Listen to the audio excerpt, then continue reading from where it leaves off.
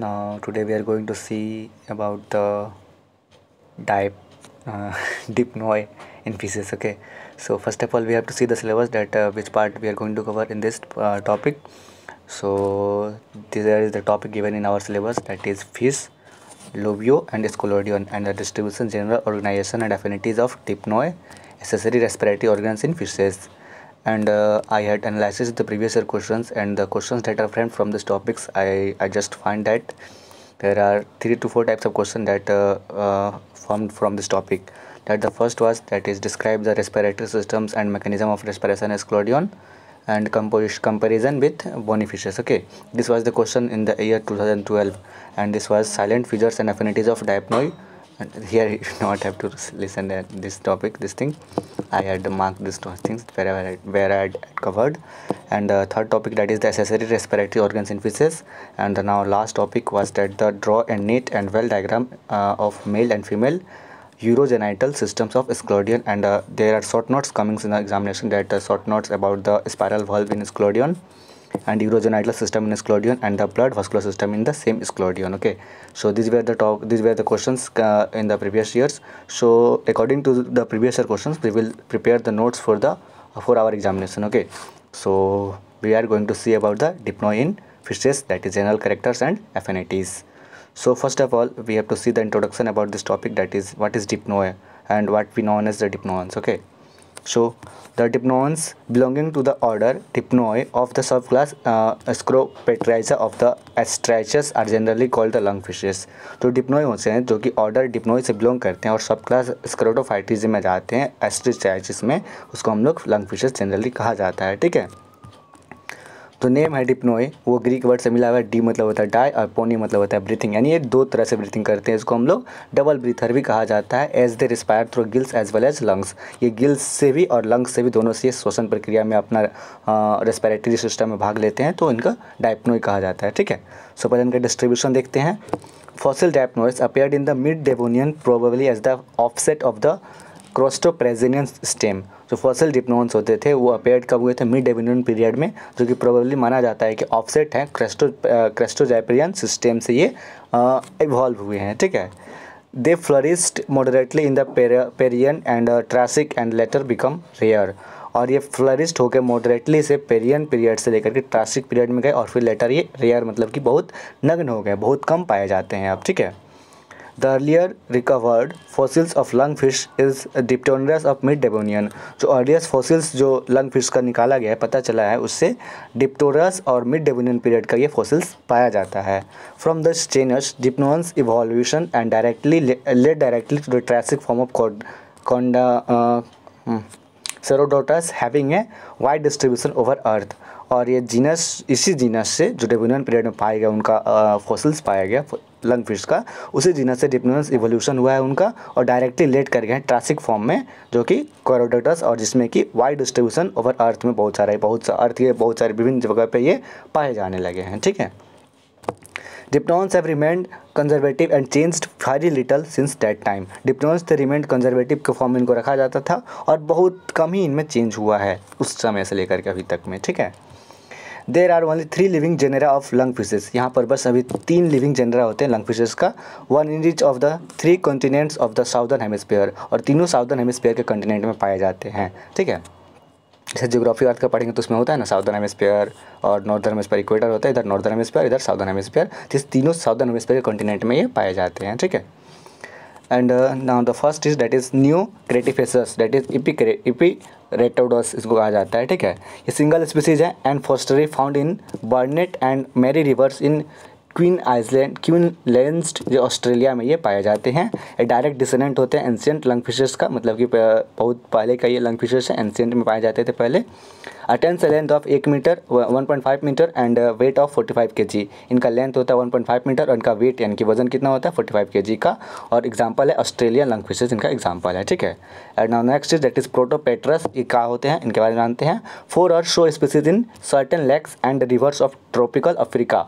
ये tropical Africa के lakes यानी कि तालाबों में पाए जाते हैं.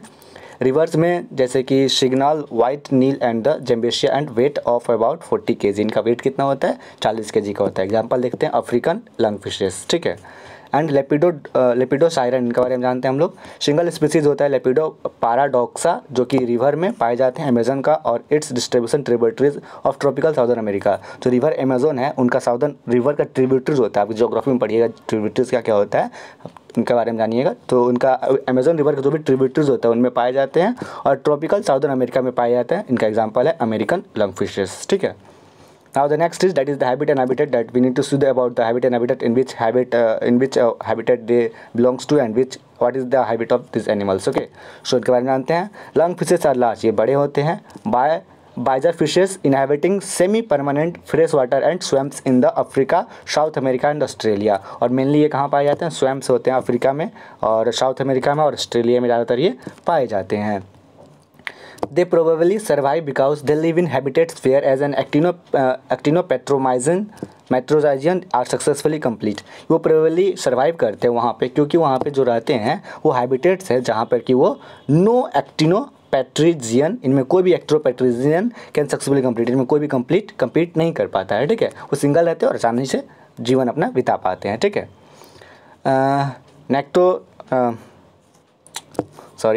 Nectrodorus respires exclusively via gills and use its single lung only under stress। और अपना सिंगल लंग यूज़ करते हैं जब ये स्ट्रेस में रहते हैं। जब एनिमल जैसे हम लोग स्ट्रेस में आते हैं, हम लोग ह्यूमन बींग्स स्ट्रेस में आते हैं कभी कभी, तो वो लोग जब भी जानवर जो लंग फिशर्स होते हैं जब स्ट्रेस में आते हैं तभी अपना वो लंग को यूज़ करते हैं।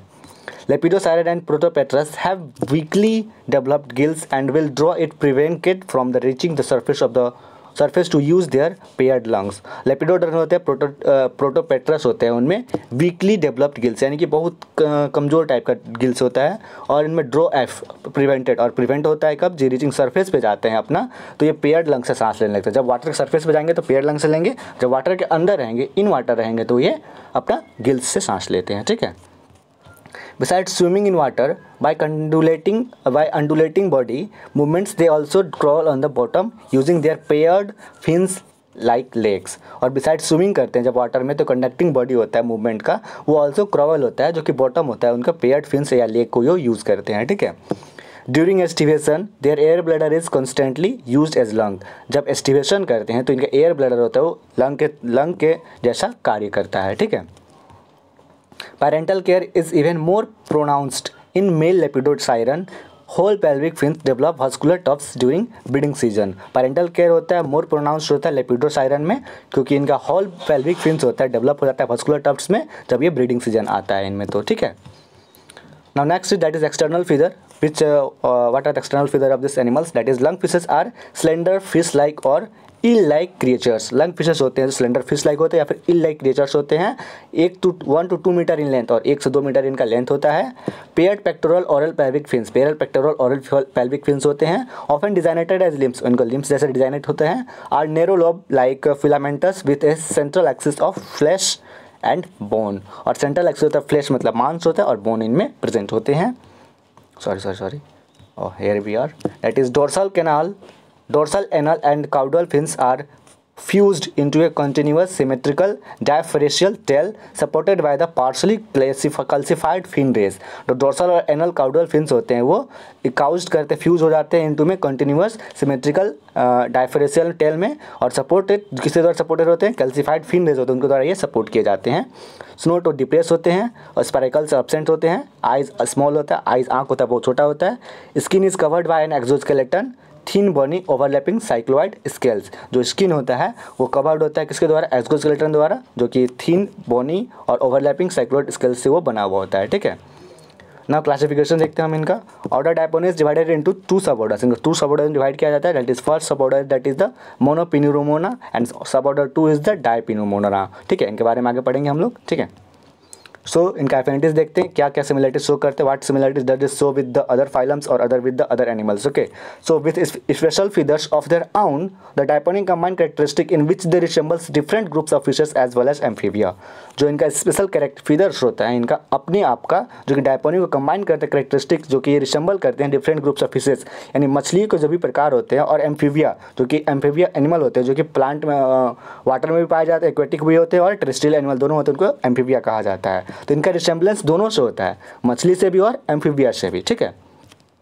सो first we have to see about the affinities with fishes, that is general के बारे में देखते हैं, फिश में किस तरह जनरल इनका एफिनिटी शो करता है, ठीक है। Lung fishes are true fishes, lung fishes होते हैं ट्रू फिशेस माने जाते हैं beyond doubt as they resembles them in the general in the following features, और ये जनरल मानते हैं क्योंकि इनमें फॉलोइंग फिदर्स होते हैं, इनके बारे में देखते हैं। फिदर्स क्या क्या होते हैं? Body in spindle shape and streamline, body होता है स्पिंडल शेप्ड होता है, स्ट्रीमलाइंड होता है। लोकोमोटरी अपेंडेजेस फिन्स होते हैं, डाइफ्रोसाइकल काउडल फिन्स प्रेजेंट होते हैं, और बॉडी कवर्ड होते हैं ओवरलैपिंग साइक्लोन से प्रेजेंट होते हैं। नोटोकॉट परसिस्टेंट होते हैं, यानी कि पूरी तरह से बॉडी में प्रेजेंट होते हैं। और एक्वेटिक रेस्पिरेशन होता है जिनमें गिल्स द्वारा होता है, जैसे आपको पहले बताए थे कि एक्वेटिक रेस्पिरेशन होता है गिल्स द्वारा होता है। जब ये वाटर के सरफेस पे आते हैं तो अपना लंग्स का यूज़ करते हैं, जब वाटर के अंदर रहते हैं तो अपना गिल्स का यूज़ करते हैं, ठीक है। So now next that is affinities with amphibia. Then how they resembles with the amphibia? We have to see this now. That is diaponins resembles amphibians in several feathers such as, ये several feathers में होते हैं जिनको देखते हैं हम लोग। Semi aquatic और मोस्टली मार्शली हैबिटेट, सभी एक्वेटिक होते हैं और मार्शली हैबिटेट में प्रेजेंट होते हैं, और मल्टी सेलुलर स्किन ग्लैंड्स इनमें प्रेजेंट होते हैं। And lungs are capable of pulmonary respiration, lungs होते हैं कैपेबल ऑफ पुलमोनरी रेस्पिरेशन। क्या पुलमोनरी रेस्पिरेशन क्या होता है इनके बारे में आप जान सकते हैं, ठीक है। स्पाइरल्स लेकिंग होते हैं, और वोल्मेरन टीथ होते हैं प्रेजेंट होते हैं, और जो सस्पेंशन आउटोस्टाइलिक होते हैं, ठीक है। So now next we have to see about the conclusion that whatever with the covered that it is may be what type of this type, ठीक है। This close similarity led early workers to conclude that the lung fishes give rise to the amphibians, ऐसे पता चलता है कि lung fishes जो थे वही राइज करके एम्फीबियंस को प्रदान करते हैं, एम्फीबियंस में वो कन्वर्ट हुए हैं, इवोल्यूट हुए हैं, ठीक है। View no longer held nowadays according to Dollo scientist का नाम है, ठीक है। This similarities probably bear to the concurrent evolution in account of similar habitats and habitat, और ये बताते हैं कि probably due to convergent evolution द्वारा इनका अकाउंट और सिमिलर हैबिट और हैबिटेट को परसिस्ट कर पाते हैं, नहीं रह पाते हैं, okay. So now this is all about today's lessons, and still have any type of queries regarding this topic, you can ask me in the comment section. I will happy to help you. That's all.